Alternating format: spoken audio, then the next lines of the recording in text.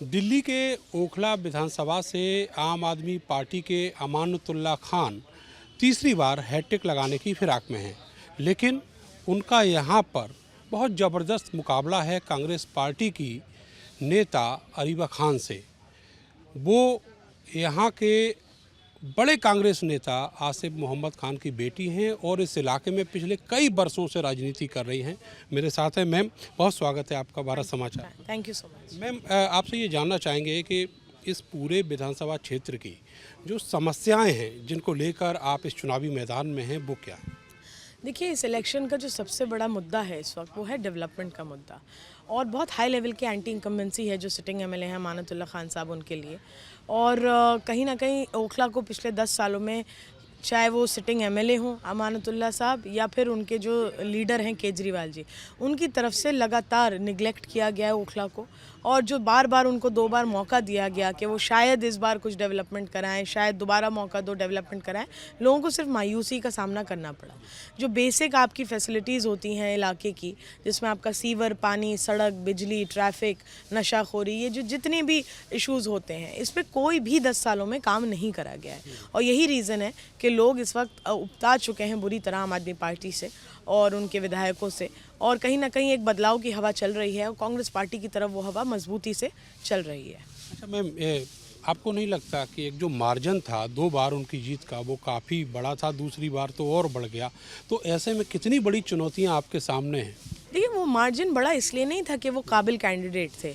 अगर मैं उनकी काबिलियत की बात करूं तो जब वो बिना आम आदमी पार्टी के लड़े थे तो वो 308 कुछ वोट लेकर गए थे, और दूसरी बार शायद 2000 के करीब वोट लेके गए थे जब वो बिना आम आदमी पार्टी के लड़े थे। तो अपनी काबिलियत पे वो यहीं स्टैंड करते हैं। ये मार्जिन जो था वो इसलिए था क्योंकि ओखला की हिस्ट्री है कि यहाँ पब्लिक एक तरफा वोट करती है, यहाँ कभी वोट डिवाइड नहीं होता।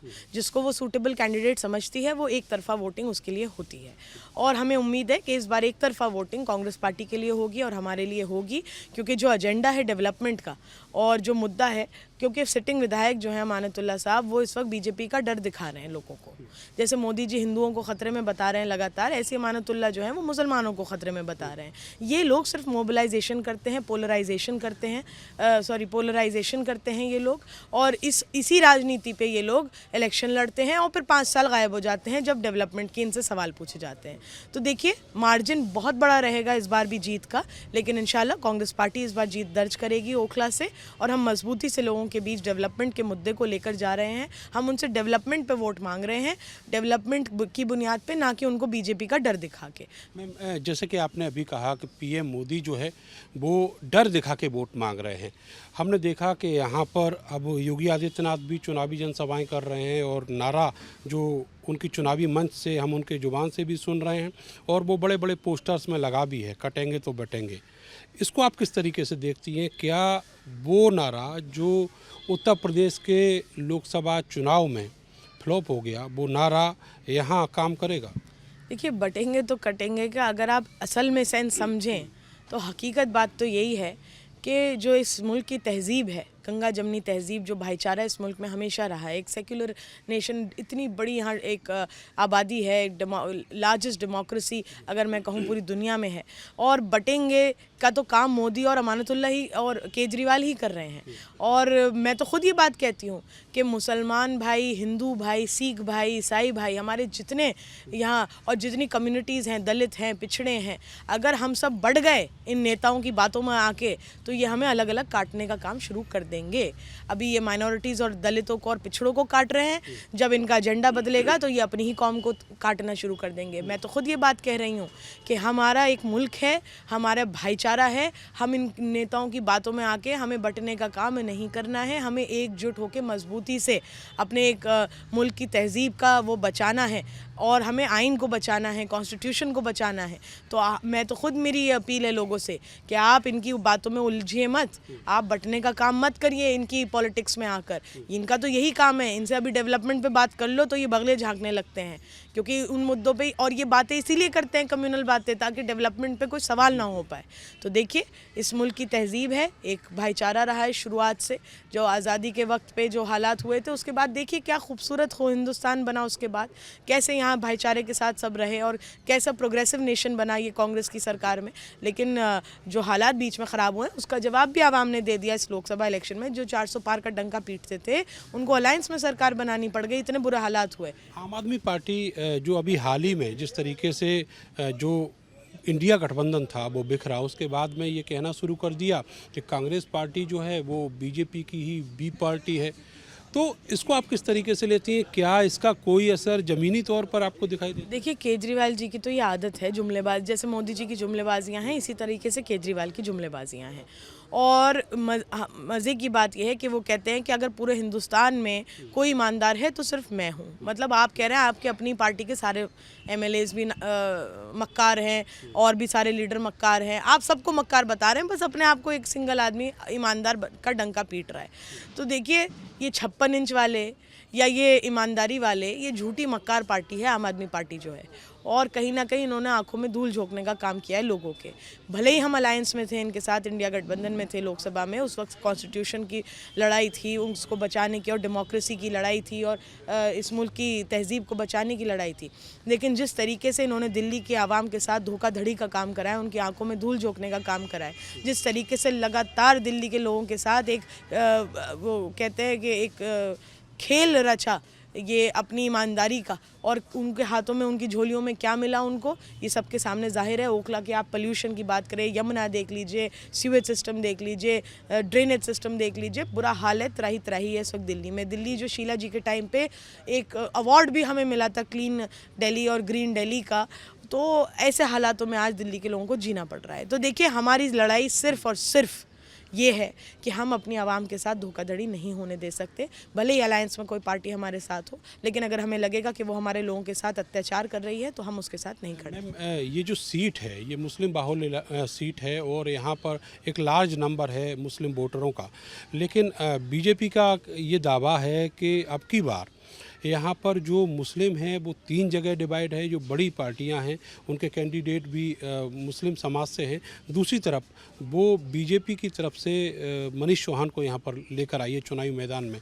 तो क्या आपको लगता है कि जो डिवीज़न है वो 3 जगह बड़े नंबर में हो जाएगा? देखिए, पहली बात आपने जो कही मुस्लिम बहुल सीट है ये, तो बीजेपी ने क्यों नहीं दिया किसी मुसलमान को टिकट यहाँ से? वाजिब सवाल है। बीजेपी ने क्यों नहीं दिया यहाँ से मुसलमान कैंडिडेट को टिकट? सबसे पहली बात। दूसरी बात, ये जो वो ये बात कह रहे हैं कि यहाँ से इस वक्त बीजेपी निकलेगी, वो तो ये भी कहते थे 400 पार इस बार हम निकालेंगे। इन बातों की कोई वैल्यू नहीं है जो वो बोलते हैं, जो उनके स्टेटमेंट्स होते हैं।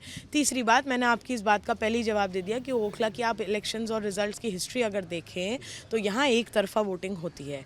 यहाँ कई बार अनगिनत कैंडिडेट्स खड़े हुए हैं, और लेकिन यहाँ वोट कभी बंटता नहीं है। छुटपुट तो देखिए हर जगह ही थोड़ा थोड़ा वोट चला जाता है, लेकिन एक तरफा यहाँ हवा चलती है और एक तरफा ही वोटिंग होती है। और इस बार कांग्रेस बहुत मजबूती से ओखला में इलेक्शन लड़ रही है। जब CNRC का प्रोटेस्ट हुआ था शाहीन बाग में, जो ओखला का हिस्सा है, मैं भी यहाँ से काउंसलर हूँ, तब उस वक्त कांग्रेस पार्टी ही खड़ी थी हम लोगों के साथ। कहाँ थी आम आदमी पार्टी? बीजेपी कहाँ थी? बीजेपी तो CNRC लागू करने के पीछे थी। केजरीवाल तो ये कह रहा था कि दिल्ली पुलिस मेरे अंडर कर दो, मैं पूरा प्रोटेस्ट ख़त्म करा दूंगा। तो इन पार्टियों का क्या वजूद है यहाँ, ये आपके सामने है। इनके जो स्टेटमेंट्स रहे, इनके जो स्टैंड्स रहे यहाँ के लोगों के लिए, वो लोग अच्छी तरह उन्हें याद हैं वो चीज़ें, और इंशाल्लाह मुझे पूरी उम्मीद है कि। मेरा आखिरी सवाल आपसे ये है कि ये 31 साल की अरीबा खान, जिनके साथ एक बहुत बड़ी लेगेसी है, उनके पिता यहाँ से 2 बार विधायक रहे, यहाँ काउंसलर भी रहे, इसके अलावा आपके जो अंकल हैं वो सेंट्रल में कई मरतबा मिनिस्टर रहे हैं, अभी फ़िलहाल गवर्नर भी हैं, तो आप कितनी बड़ी चुनौती इंडिविजुअल के तौर पे आप मानती हैं कि आपको प्रूव करना है और जो विरासत है उसको भी बचाना है? देखिए, मैं भले ही मैं एक पॉलिटिकल फैमिली से आती हूँ, लेकिन मैं पॉलिटिकल लेगेसी को आगे ले जाने में बिलीव नहीं रखती। मुझे लगता है कि जो मेरे वालिद के काम की लेगेसी है, जो उन्होंने काम और डेवलपमेंट किया है, मैं उस डेवलपमेंट की लेगेसी को आगे ले जाना चाहती हूँ। क्योंकि मैं एक वाहिद ओखला से कैंडिडेट हूँ जो ओखला की सरजमी पे पैदा हुई है। ये सारे कैंडिडेट्स बाहरी हैं, कोई यहाँ पैदा नहीं हुआ है और मैंने इन्हीं गलियों मोहल्लों में अपना बचपन गुजारा है और मैंने यहाँ से वो अच्छा वक्त भी देखा है अपने बचपन में और 10 साल से मैं ओखला की बदहाली भी देख रही हूँ। और मुझे याद है कि मेरे वालिद ने अपना खून पसीने से इस ओखला को सींचा है। 10 साल वो काउंसलर रहे, 2 टर्म्स वो एमएलए रहे, इंडिपेंडेंट रहे काउंसलर, इंडिपेंडेंट, एक बार एमएलए, एक बार कांग्रेस से, कभी सत्ता का हिस्सा नहीं रहे, हमेशा ऑपोजिशन में रहे। मैं भी ऑपोजिशन में काउंसलर हूँ, लेकिन हमने कभी आवाम को निगलेक्ट नहीं करा। ये तो सत्ता में बैठे विधायक काम नहीं करा पा रहे, हमने तो ऑपोजिशन में बैठते हुए काम कराया एरिया में। तो कहीं ना कहीं जो उनकी डेवलपमेंट की लेगेसी है उसको मुझे आगे लेके जाना है और वो जिम्मेदारी मेरे ऊपर है कि मैं उनसे ज़्यादा बेहतर इलाके के लिए काम करूं, लोगों की खिदमत करूं। और कहीं ना कहीं शीला जी की जो दिल्ली में जो काम हुआ करते थे वो चीज़ हमारे लिए अहम है कि लोग आज भी उस शीला जी की दिल्ली को याद कर रहे हैं। तो एजेंडा यही है कि एरिया में हम इंशाल्लाह बहुत बहुत अच्छे लेवल पे डेवलपमेंट कराएंगे। बहुत बहुत शुक्रिया हमसे बात करने के लिए।